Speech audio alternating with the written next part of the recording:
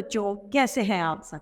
मैं आशा करती हूँ आप सभी लोग स्वस्थ और प्रसन्न होंगे। आज हम हमारा पाठ वर्ण विचार को समझेंगे। वर्ण क्या है? वर्ण भाषा की सबसे छोटी इकाई वर्ण, जो हम बोलते हैं वे अक्षर हैं, और उन्हीं अक्षरों को अगर हम लिखित रूप दे दें तो वह वर्ण बन जाता है। वर्ण को हम अन्य छोटे भागों में नहीं बांट सकते। तो आइए इस वर्ण विचार को हम पढ़ते और समझते हैं। यह है हमारा पाठ 2, वर्ण विचार। वर्ण को ध्वनि या अक्षर भी कहा जाता है। वर्ण भाषा की सबसे छोटी इकाई है। वर्णों के मेल से शब्द बनते हैं। वर्णों के मेल से क्या बनते हैं? शब्द बनते हैं जिनका कोई अर्थ है। अब ऐसा नहीं है कि वर्णों को कहीं भी लगा दिया जाए और उनका कोई अर्थ ना निकले तो वे शब्द नहीं बनते। वर्णों को क्रमशः सही क्रम में लिखना और जो शब्द बन रहा है और उसका कोई मतलब निकलना ही शब्द कहलाता है। जैसे शब्द है कबूतर, तो क हलंत अ, ब हलंत उ, त हलंत अ, र हलंत अ, तो फलस्वरूप शब्द बनता है हमारा कबूतर। शिवानी, शिवानी में श हलंत ई, व हलंत आ और न हलंत ई, परिणाम स्वरूप शब्द हमारा बन गया शिवानी। शिवानी। वर्ण किसे कहते हैं? वह छोटी से छोटी ध्वनि जिसके खंड मतलब जिसके टुकड़े नहीं किए जा सकते वे वर्ण या अक्षर कहलाते हैं। अब है वर्णमाला। वर्णों को क्रम से लिखना ही वर्णमाला कहलाते हैं। तो आइए उस वर्णमाला को देखते हैं। वर्णमाला में कुल कितने वर्ण होते हैं? 11 व्यंजन और 11 स्वर तथा 33 व्यंजन, कुल मिला के 44 व्यंजन होते हैं वर्णमाला। प्रत्येक भाषा की अपनी एक वर्णमाला होती है। उसमें भाषा के वर्णों को एक निश्चित क्रम में लिखा जाता है। हिंदी की वर्णमाला में कुल 52 वर्ण होते हैं, मतलब 52 वर्ण होते हैं। वर्णों की व्यवस्थित समूह को ही वर्णमाला कहा जाता है, मतलब क्रम से लिखना ही वर्णमाला कहलाता है। वर्णों के भेद है स्वर और व्यंजन। कितने हैं? 2 भेद हैं मुख्यतः वर्णों के भेद, पहला स्वर तथा दूसरा व्यंजन। स्वरों की संख्या 11 होती है। स्वर कितने होते हैं? 11 स्वर होते हैं। कौन कौन से? अ आ, इ ई, ओ री, ए आई, ओ औ, ये स्वर कहलाते हैं। इनकी संख्या टोटल 11 मतलब 11 होती है। हिंदी में अंग्रेजी के अनेक शब्दों का प्रयोग किया जाता है, जिसके कारण अंग्रेजी से अ ध्वनि हिंदी में प्रयोग की जाने लगी है। जैसे ऑफिस, कॉलेज, डॉक्टर, बॉल इसके एक उदाहरण है। दूसरा है व्यंजन। व्यंजनों की संख्या 33 होती है। कितनी? 33। क ख ग घ ड़, च छ ज ज ड़, ट ठ ड ढ ण, त थ द ध न, प फ ब भ म, य र ल व, श श श ह, ये सभी व्यंजन होते हैं। ढ और ढ का उच्चारण ढ से भिन्न होता है। इसे नीचे दिए गए शब्दों को उच्चारण करके हम समझते हैं। ड, डाल, डोर, डाक, डाले। और ढ होता है ढोलक, ढाल, ढकना और ढे, ये ढ के उच्चारण वाले शब्द हैं। न, लड़का, कपड़ा, पेड़, लड़ाई। और ढ, पढ़ना, चढ़ना, घोड़ा, गढ़, ये सभी ढ के उदाहरण हैं। संयुक्त व्यंजन। संयुक्त व्यंजन क्या? जैसे ही हमें इसके नाम से पता चलता है, संयुक्त मतलब मिलना। दो अक्षरों की या दो वर्णों, दो व्यंजनों से मिलकर जो व्यंजन बनते हैं वे संयुक्त व्यंजन कहलाते हैं, जिसमें 4 व्यंजनों को हमने सम्मिलित किया है। कौन कौन से? श, त्र, ज्ञ और श, शमिक। श बना है क हलंत और श से मिलकर, त्र बना है त हलंत र और अ से मिलकर, ज, य और अ मिलकर बना है ज्ञ, और श हलंत ल हलंत और अ मिलकर बना है श से शमिक।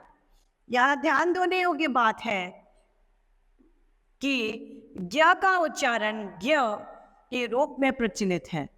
इसके अलावा क, ख, ग, ज, फ ध्वनियां फारसी लिपि से हिंदी में आई हैं। कहाँ से आई हैं? फारसी लिपि से हिंदी में हमने इन्हें सम्मिलित किया है। इनका उच्चारण हिंदी की क, ख, ग, ज, फ व्यंजन ध्वनियों से भिन्न होता है, जैसे कि कफन, खत, कागज, दफ्तर आदि शब्दों में फारसी ध्वनियों का प्रयोग किया जाता है। कौन सी ध्वनियां निकलती है? फारसी ध्वनियों का इसमें हमने प्रयोग किया गया है। अयोगवाह स्वर और व्यंजन वर्णों के अतिरिक्त हिंदी में अंग और अहद विसर्ग को भी सम्मिलित किया गया है। किसको? अंग यानी बिंदु को, और अनुस्वार यानी चंद्र बिंदु को, और अह को भी, विसर्ग को भी सम्मिलित किया है। इन्हें स्वरों के बाद प्रयोग किया जाता है। किसे? विसर्ग को। ये स्वरों और उनकी मात्रा के बाद के रूप में लिखा जाता है, जैसे अंगूर, डंक, गंगा आदि। अनुस्वार के साथ अनुनासिका ध्वनि का भी प्रयोग किया जाता है। किसका? अनुनासिका। अनुनासिका का उच्चारण नाक और मुंह दोनों की मदद से किया जाता है। अनुनासिका वर्णों के ऊपर चंद्र बिंदु के रूप में, किसके रूप में? चंद्र बिंदु, जो इस तरीके से लगाया जाता है, ये रूप में किया जाता है, जैसे चांद, आंख, कांच इत्यादि इसके उदाहरणों में से हैं। विसर्ग, विसर्ग क्या है? ये व्यंजन के पीछे लगाया जाता है और इसमें हम ह की ध्वनि निकालते हैं। ह की ध्वनि का उच्चारण किया जाता है। इस ध्वनि का उच्चारण ह के समान होता है। यह स्वर नहीं है, लेकिन इसे अ के साथ जोड़कर अह की तरह लिखा जाता है। इसका प्रयोग प्रायः शब्द के अंत में होता है। अतः, प्रातः, ये सभी शनैः, यह इसके उदाहरणों में से एक है। अब है स्वरों के भेद। स्वरों को भी कुछ भेदों में बांटा गया है। उनके जो भेद हैं वह है, पहला ह्रस्व स्वर, दीर्घ स्वर और प्लुप्त स्वर। ह्रस्व स्वर, ह्रस्व स्वर क्या है? जिनके उच्चारणों में हमें कम समय लगता है, या जिनके उच्चारणों में हम ध्वनि को ज्यादा लंबा नहीं खींचते, वे ह्रस्व स्वर कहलाते हैं। कौन कौन से? अ, ई, उ, ऋ, ये चारों ह्रस्व स्वर में आते हैं। अब है दीर्घ स्वर। दीर्घ स्वर जिनके उच्चारण में हमें ह्रस्व स्वर से अधिक समय लगता है, या हम ये कह सकते हैं कि जिनके उच्चारणों में हमें थोड़ी ध्वनि लंबी खींचनी पड़ती है, वे वो दीर्घ स्वर कहलाते हैं, जो ह्रस्व स्वर से कम समय लेते हैं। उदाहरण के लिए आ, ई, ओ, ए, ऐ, ये सभी जो है दीर्घ स्वर में सम्मिलित हैं, क्योंकि इनमें हमें उच्चारण में ज्यादा समय लगता है। तीसरा है प्लुप्त स्वर, जिसमें हमें इन स्वरों के उच्चारण में तिगुना समय लगता है। कितना समय लगता है हमें? तिगुना समय लगता है। वे स्वर प्लुप्त स्वर कहलाते हैं। जिन स्वरों के उच्चारण में दीर्घ स्वर से भी अधिक समय लगता है उन्हें प्लुप्त स्वर कहते हैं। यहाँ याद रखने योग्य बात है, हिंदी में प्लुप्त स्वर का प्रयोग बिल्कुल बंद हो गया है। इसका प्रयोग अब केवल मात्र संस्कृत भाषा में इसका प्रयोग किया जाता है। अब है स्वरों की मात्राएं। व्यंजनों के साथ स्वरों का योग ही स्वरों की मात्रा कहलाती है। जैसे ही हमें किसी व्यंजन पे स्वर की मात्रा का प्रयोग कर दिया तो वह मात्रा का रूप ले लेती है। स्वरों की मात्रा चिन्ह और उनका प्रयोग आगे हम देखते हैं। यह है अ का कोई मात्रा नहीं होती है, स्वयं ही व्यंजन में सम्मिलित होता है।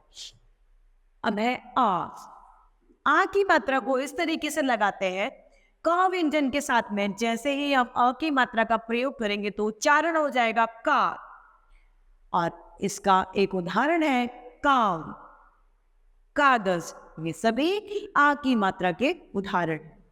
दूसरा है ई। क वर्ण के साथ में ई की मात्रा को प्रयोग तो बन जाएगा की, किताब, किताब। इसका एक उदाहरण है। अगला आता है हमारा ई की मात्रा। ई की मात्रा का जैसे ही हम प्रयोग क वर्ण के साथ या क व्यंजन के साथ करते हैं तो फलस्वरूप इसके उच्चारण में भिन्नता आ जाती है की, क्योंकि ये बड़ी ई की मात्रा है। और उसका उदाहरण है कील। यह ई की मात्रा का उदाहरण है। ओ की मात्रा को हम इस तरीके से प्रयोग करते हैं। ये व्यंजन के नीचे लगाई जाती है। क वर्ण के साथ में हमने जैसे ही ओ मात्रा का प्रयोग किया तो उच्चारण हो जाएगा कु। अब कुल, कुल, ये ओ की मात्रा का उदाहरण है। अगला है ऊ की मात्रा, बड़ा ऊ। इसका उच्चारण भी हमें लंबा लेना है और ये दीर्घ स्वर में आता है। तो कूल, कोल, कूप, ऊप, ये इसके उदाहरण है। री की मात्रा को इस तरीके से लगाया जाता है। ये भी व्यंजन के नीचे ही लगाई जाती है। क व्यंजन के साथ में री की मात्रा का प्रयोग करने पर बन जाता है क्री, कृपा, कृषक। इसके री की मात्रा के उदाहरणों में से एक है। अगला है ए की मात्रा। ए की मात्रा इस तरीके से लगाई जाती है, ये व्यंजन के ऊपर लगाई जाती है। फलस्वरूप व्यंजन का उच्चारण भिन्न हो जाता है। क्या हो जाता है? व्यंजन का उच्चारण भिन्न हो जाता है। केला, मेला, ये सभी एक ही मात्रा के उदाहरण है। अगला है ऐ की मात्रा। ऐ की मात्रा व्यंजन के ऊपर लगाई जाती है। क के साथ ऐ की मात्रा का प्रयोग करने से उसके उच्चारण में भिन्नता आ जाती है। जैसे कई, तो कैलाश एक उसका उदाहरण है। ओ की मात्रा इस तरीके से लगाई जाती है। ओ की मात्रा का क व्यंजन के साथ में अगर हम प्रयोग करते हैं तो उदाहरण के लिए बन जाता है को। कोमल एक ओ की मात्रा का उदाहरण है। अगला है औ की मात्रा। ये इस तरीके से लगाई जाती है। क व्यंजन के साथ में औ की मात्रा के प्रयोग से उसके उच्चारण में भिन्नता आती है और फलस्वरूप उच्चारण किया जाता है कौ। एक उदाहरण है औ की मात्रा का कौआ। तो ये एक औ की मात्रा का उदाहरण है। अंग की मात्रा व्यंजन के ऊपर एक बिंदु के रूप में लगाई जाती है। परिणाम स्वरूप उसके व्यंजन के उच्चारण में भिन्नता आ जाती है। जैसे क व्यंजन के साथ में हम अंग की मात्रा का प्रयोग करते हैं तो उच्चारण होगा कंग, और एक उदाहरण जो अंग की मात्रा का है, कंधा या कंधा एक अंग की मात्रा का उदाहरण है। एक है अह, इसकी मात्रा व्यंजन के पीछे 2 बिंदु के रूप में लगाई जाती है। फलस्वरूप इसका प्रयोग के बाद में हमें ह की ध्वनि का प्रयोग किया जाता है। अब क के साथ में अगर हम अ की मात्रा का प्रयोग करते हैं तो परिणाम स्वरूप हम उसका उच्चारण करेंगे कह। जैसे प्रातः, ये अ की मात्रा का प्रयोग कहलाता है। अब है व्यंजनों के भेद। व्यंजनों को कितने भागों में बांटा गया है? व्यंजनों को 3 भागों में बांटा है। स्पर्श व्यंजन, अंतस्थ व्यंजन और ऊष्म व्यंजन। 3 भागों में हमने व्यंजनों को बांटा है। पहला आता है स्पर्श व्यंजन। जिन व्यंजनों के उच्चारण में हमें जीभ जो हमारी है वह अलग अलग भागों को छूती है। कौन कौन से भाग? कंठ तालु, दांत, ओठ को स्पर्श करती है, को छूती है, वे व्यंजन स्पर्श व्यंजन कहलाते हैं। इन व्यंजनों की संख्या 25 यानी 25 होती है। इन्हें 5 वर्गों में बांटा गया है। पहला है क वर्ण। क ख ग घ ड़, इनका उच्चारण कंठ के द्वारा किया जाता है। दूसरा च वर्ण, च छ ज झ ण, इनका उच्चारण हम तालु के द्वारा करते हैं। तीसरा ट वर्ण, ट ठ ड ढ ण, इनका उच्चारण हम मूर्धा के द्वारा करते हैं। तीसरा है त वर्ण, चौथा त वर्ण, त थ द ध न, इनका उच्चारण हम दंत द्वारा करते हैं। अगला प वर्ग, प फ ब भ म, इसका उच्चारण हम ओष्ठ द्वारा करते हैं। दूसरा आता है अंतस्थ व्यंजन। जिन व्यंजनों के उच्चारण में वायु मुख के किसी भाग को पूरी तरह स्पर्श नहीं करती है, अंतस्थ व्यंजन कहलाते हैं। ये संख्या में 4 होते हैं। कितने होते हैं? 4। कौन कौन से? य, र, य, व। ये व्यंजन अंतस्थ व्यंजन कहलाते हैं। तीसरा है ऊष्म व्यंजन। वे व्यंजन जिनके उच्चारण के समय हमारे मुख से गर्म ध्वनि निकलती है, वे ऊष्म व्यंजन कहलाते हैं। जिन व्यंजनों के उच्चारण में वायु मुख के विभिन्न भागों से टकराकर गर्मी उत्पन्न करती है, ऊष्म व्यंजन कहलाते हैं। इनकी संख्या भी 4 होती है। कितनी? 4। श, श, स, ह, ये चारों ऊष्म व्यंजन के उदाहरण हैं। द्वित व्यंजन। जब एक व्यंजन अपने ही जैसे दूसरे व्यंजन से मिलता है तो वह द्वित्व व्यंजन कहलाता है। जैसे न हलंत और न नन, क हलंत और क कक। उदाहरण के लिए पक्का, मक्का और चक्का, ये सभी द्वित्व व्यंजन के उदाहरण हैं। संयुक्ताक्षर मतलब 2 से बनकर बना संयुक्त अक्षर। जब स्वर रहित व्यंजन किसी अन्य स्वर सहित व्यंजन में जुड़ता है तो वह संयुक्ताक्षर कहलाता है।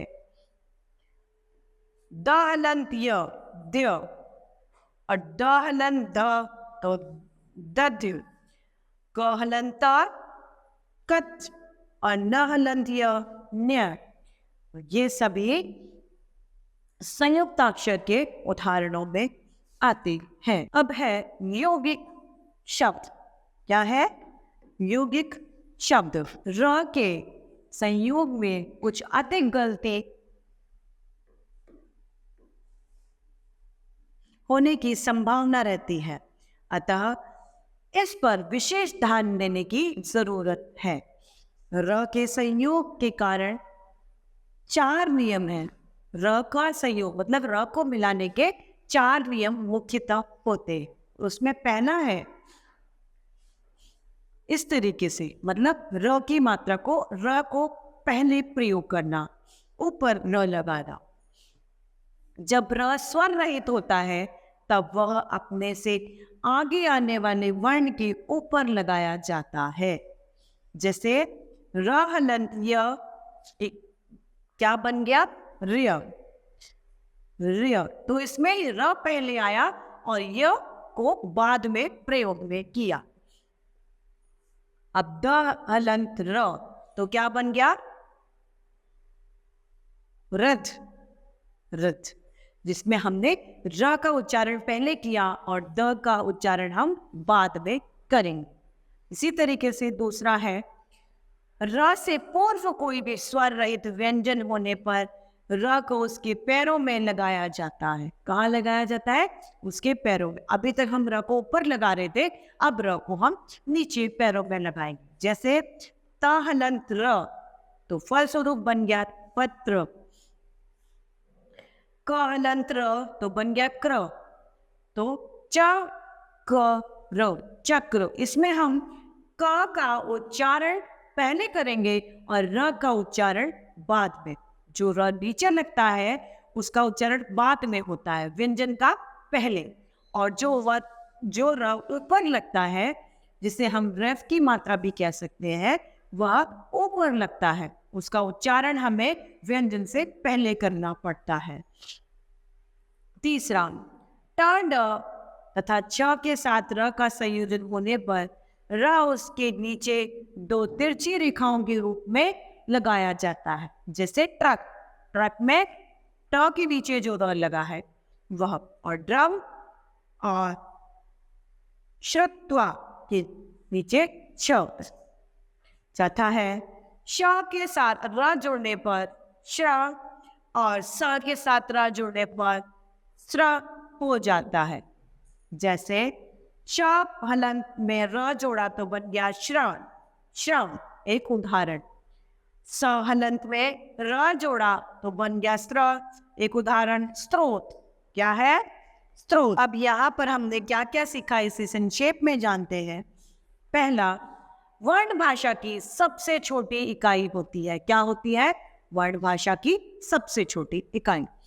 दूसरा, वह छोटी से छोटी ध्वनि जिसके खंड नहीं किए जाते वे वर्ण कहलाती है। जिसके टुकड़े नहीं कर सकते वो क्या है? वो वर्ण है। वर्णमाला में वर्णों के 2 भेद होते हैं, स्वर तथा व्यंजन। स्वर के 3 भेद होते हैं, हास्य स्वर, दीर्घ स्वर तथा प्लुप्त स्वर। व्यंजन के 3 भेद होते हैं, स्पर्श व्यंजन, अंतःस्थ व्यंजन और ऊष्म व्यंजन। अनुस्वार और विसर्ग को अयोगवाह कहा जाता है। तो बच्चों, इस तरीके से हमारा पाठ समाप्त होता है। मैं आशा करती हूँ आप सभी लोगों को यह पाठ भली भांति रूप से समझ में आया होगा। तो आज के लिए इतना ही, फिर मिलते हैं। धन्यवाद।